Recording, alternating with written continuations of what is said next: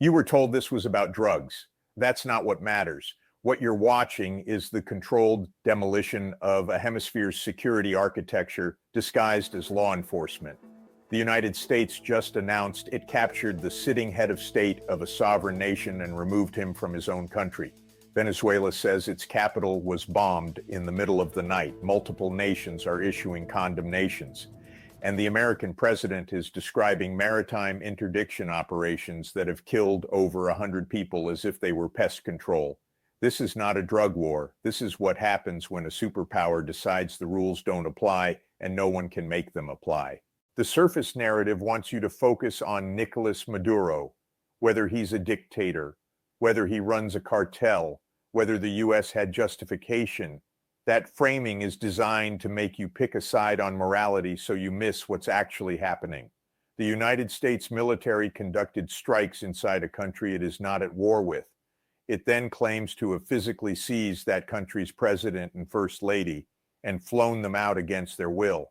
Venezuela's government says its civilian and military installations across multiple states were hit. Explosions were heard in the capital at 2 a.m. And the American explanation for all of this keeps changing. First, it was counter-narcotics. Then it was removing Maduro.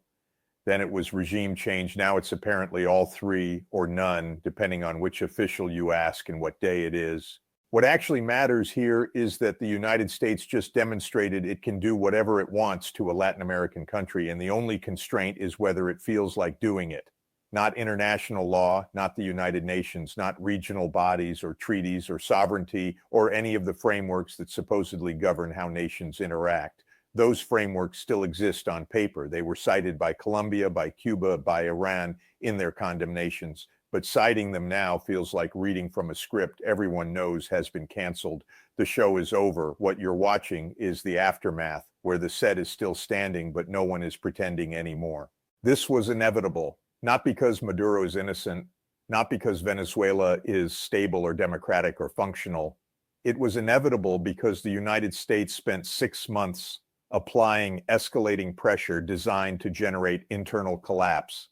And it didn't work. The sanctions didn't work. The seizures of oil tankers didn't work. The informal closure of Venezuelan airspace didn't work. Over 30 strikes on boats in the Caribbean and Pacific, killing more than 100 people, did not produce the outcome Washington wanted. So the pressure escalated again. And when escalation becomes the only tool you're willing to use, eventually you run out of steps between pressure and invasion. Here's the mechanism. The Trump administration designated Maduro as the head of a drug cartel. That designation is not a legal finding. It's a policy decision that reclassifies a head of state as a criminal organization. Once that reclassification happens, everything that follows gets described as law enforcement, not war. You are not bombing a country.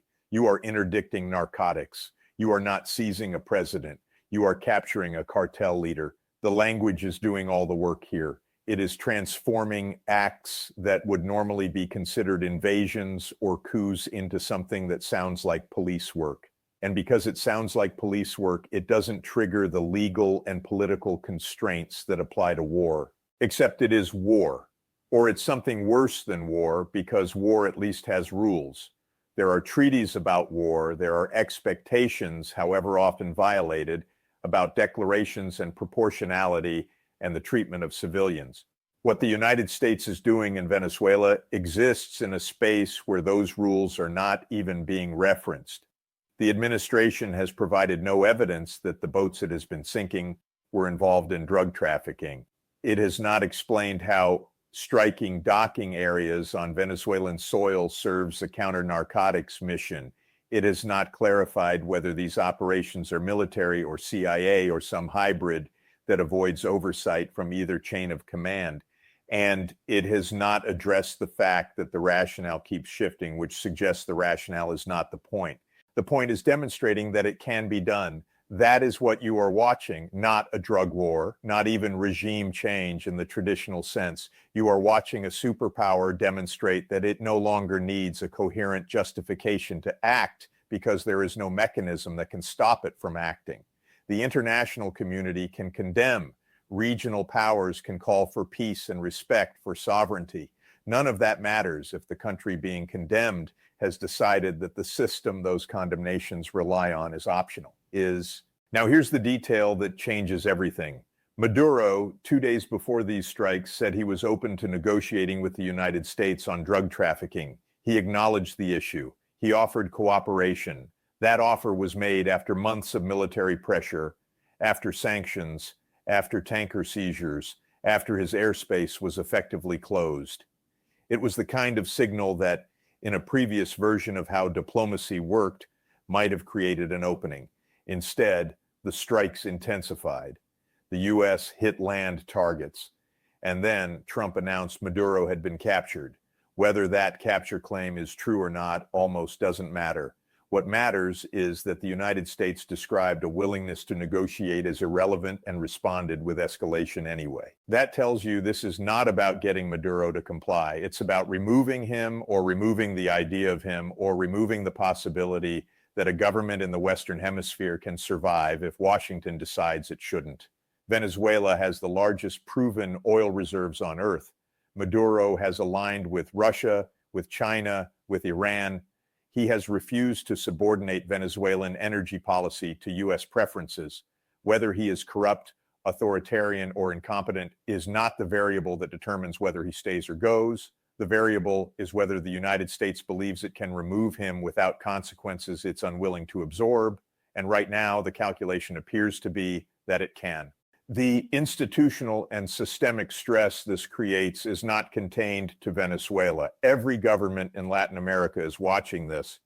They are watching the United States redefine a head of state as a cartel leader and use that redefinition to justify military action without a declaration of war, without UN approval, without hemisphere-wide consensus. They are watching the United States kill over 100 people in maritime strikes and provide no evidence those people were combatants. They are watching Trump describe ground strikes as if they are real estate transactions, casual and certain, and they are being forced to decide whether to condemn it, which makes them rhetorically opposed to Washington but does nothing to stop it, or stay quiet, which makes them complicit but keeps them out of the line of fire. Colombia condemned the strikes and called for peace.